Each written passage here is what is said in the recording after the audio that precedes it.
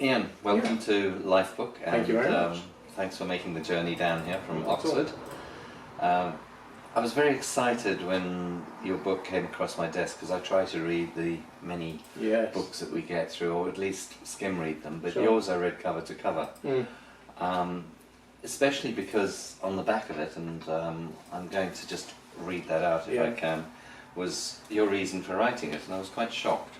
This book is designed to document the Goldsmith family's history, researched by Ian, in order to secure European citizenship after Brexit.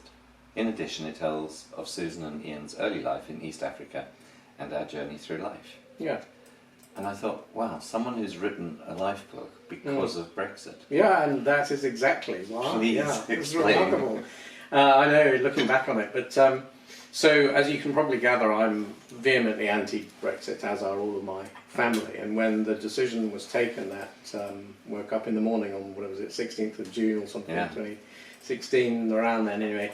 The family were all incensed, and as we were talking about it over the next few days, my son-in-law mentioned that he had read somewhere that descendants of German Jews were able to reclaim citizenship, and it turns out that his grandfather was German as well, nothing to do with the Jewish side, and they're still German family, so they've done the same actually. So I rang the embassy.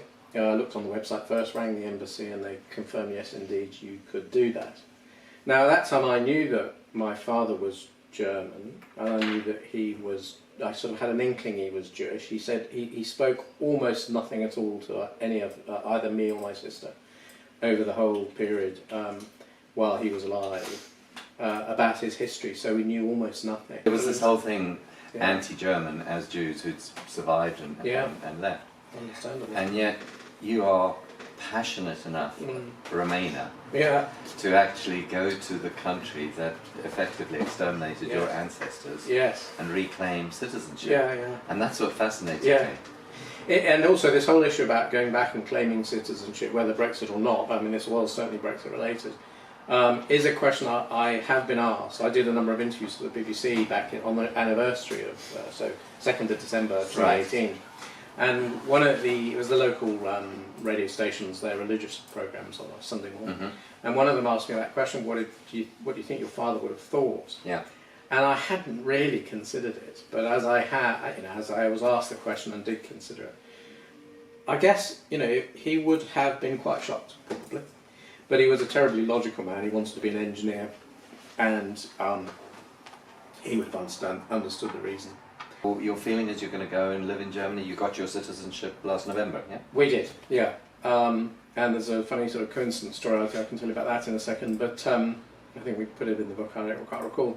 So I think the point is that actually we're not explicitly intending to go and live in Germany. What we wanted to do, and I wanted to do it for the children more than anything else. I've got three, reasonably grown-up children, but obviously their children ongoing.